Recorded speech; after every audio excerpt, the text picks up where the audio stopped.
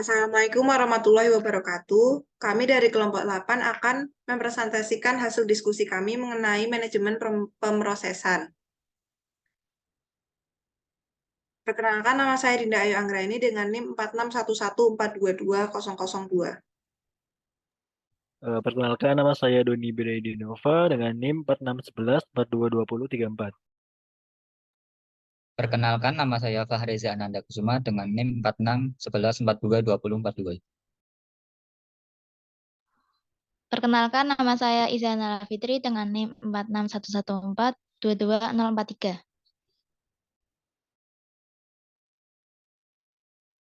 Pada presentasi kali ini, kami akan membahas yang pertama yaitu ada definisi manajemen pemrosesan, yang kedua ada pengendalian proses, yang ketiga ada diagram state 3 keadaan, yang keempat ada proses control block atau PCB, yang kelima ada identifikasi proses, yang keenam ada diagram state 5 keadaan, yang ketujuh ada implementasi proses, dan yang kedelapan ada interupsi sistem.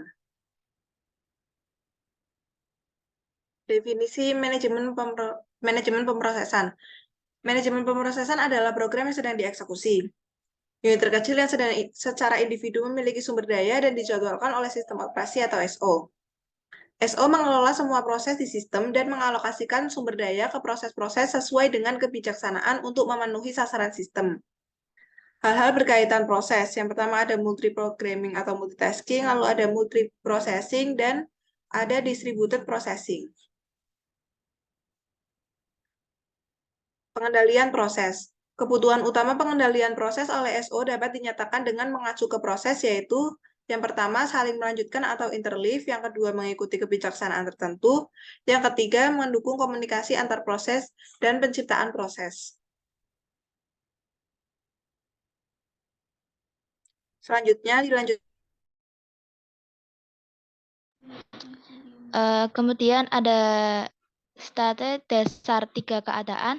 Yang pertama ada running, yaitu pemrosesan sedang mengeksekusi instruksi proses tersebut. Yang kedua ada ready, yaitu proses siap dieksekusi, tapi pemroses tidak tersedia untuk eksekusi proses ini. Yang ketiga ada blocked, yaitu proses menunggu kejadian untuk melengkapi tugasnya. Berikut ini merupakan gambar diagram state 3 keadaan. Yang pertama yaitu proses baru diciptakan berada pada state ready. Kemudian proses dari running menjadi blocked karena sumber daya yang diminta belum tersedia atau meminta layanan perangkat masukan atau keluaran sehingga menunggu kejadian yang muncul. Proses ini dikenal dengan event wait. Kemudian proses dari running jadi ready karena penjadwal memutuskan eksekusi proses lain oleh karena jatah waktu telah habis atau timeout. Kemudian proses dari blocked jadi ready karena sumber daya yang diminta tersedia atau layanan input-output selesai atau terpenuhi. Proses ini dikenal sebagai event occur. Kemudian yang terakhir yaitu proses dari ready jadi running karena penjadwal memutuskan untuk mengeksekusi proses tersebut. Kemudian akan dilanjut dengan rekan saya. Baik, selanjutnya ada proses control block atau PCB. Yang pertama, tiap proses digambarkan dalam sistem operasi oleh sebuah proses control block atau PCB, juga disebut dengan sebuah control block. PCB berisikan banyak bagian dari informasi yang berhubungan dengan sebuah proses yang spesifik. PCB hanya berfungsi sebagai tempat menyimpan atau gudang untuk informasi apapun yang dapat bervariasi dari proses ke proses. Selanjutnya ada identifikasi proses. SO dalam mengelola proses dapat melakukan operasi terhadap proses. Operasi-operasi terhadap proses yang pertama, penciptaan proses atau create proses. Penciptaan proses melibatkan banyak aktivitas, yaitu yang pertama, menamai atau memberi identitas proses. Kedua, menyisipkan proses pada tabel proses, menentukan prioritas awal proses, menciptakan PCB, dan mengalokasikan sumber daya awal bagi proses. Selanjutnya ada penghancuran atau terminasi proses, yaitu destroy a process. Ketiga ada penundaan proses, yaitu suspend a process. Yang keempat, pelanjutan kembali proses atau resum proses, kelima pengubahan prioritas proses, yang keenam memblok proses, ketujuh membangunkan proses, kedelapan menjadwalkan proses, dan yang terakhir memungkinkan proses berkomunikasi dengan proses lain. Kejadian yang dapat menyebabkan penciptaan proses. Yang pertama, pada lingkungan batch, sebagai tanggapan atas pemberian suatu kerja atau job. Pada lingkungan interaktif, ketika pemakai baru berusaha login. Dan yang terakhir, sebagai tanggapan suatu aplikasi, seperti permintaan pencetakan file, SO dapat menciptakan proses yang akan mengelola pencetakan itu. Proses menciptakan proses lain, yaitu proses anak. Proses yang menciptakan child process disebut proses induk. Child process dapat menciptakan proses baru. Proses-proses dapat membentuk pohon hierarki proses. Selanjutnya akan dijelaskan oleh rekan saya. Baik, saya lanjutkan. Terdapat tes diagram 5 keadaan. Di sini saya akan menjelaskan mengenai diagram tersebut. Yang pertama,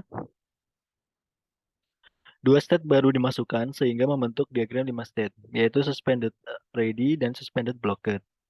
Penundaan dapat diinisialisasikan oleh proses itu sendiri atau proses lain. Yang pertama, pada sistem monoprosesor, ya, proses running dapat mensuspend dirinya sendiri karena tidak ada proses lain yang juga running yang dapat memerintahkan suspend.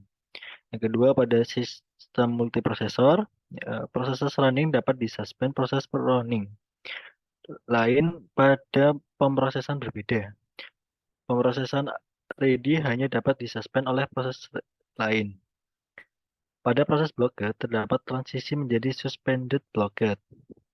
Karena penyelesaian operasi masukan atau keluaran bagi proses blocked kemungkinan tak pernah terjadi atau dalam waktu tak terdefinisikan. Sehingga lebih baik disuspend agar sumber daya yang dialokasikan untuk proses tersebut dapat digunakan proses-proses lain. Proses blocked disuspend sistem atau secara manual menjadi suspended blocked.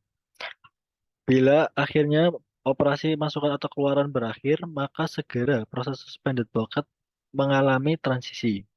Karena resume dan suspend mempunyai prioritas tinggi, maka transisi segera dilakukan. Suspend dan resume dapat digunakan untuk menyeimbangkan beban sistem saat mengalami lonjakan di atas normal. Oke, lanjut. Implementasi proses. Tiap proses mempunyai state yang perlu diperhatikan sistem operasi. Sistem operasi mencatat state proses dengan beragam tabel, antara lain tabel informasi manajemen memori, tabel informasi manajemen masukan atau keluaran, tabel informasi sistem file, dan tabel proses. Interupsi sistem. Interupsi sistem disebabkan kejadian eksternal dan tak bergantung proses yang saat ini sedang running. Contohnya selesainya operasi masukan atau keluaran. Pada kejadian interupsi, kendali lebih dahulu ditransfer ke interrupt handler yang melakukan penyimpanan data-data dan kemudian beralih ke rutin sistem operasi yang berkaitan dengan tipe interupsi itu. Tipe-tipe interupsi antara lain interupsi clock atau clock interrupt, interupsi masukan atau keluaran, input output interrupt, dan yang terakhir page atau memory fault. Oke, sekian. Dari kelompok kami, mohon maaf bila ada kesalahan. Terima kasih. Wassalamualaikum warahmatullahi wabarakatuh.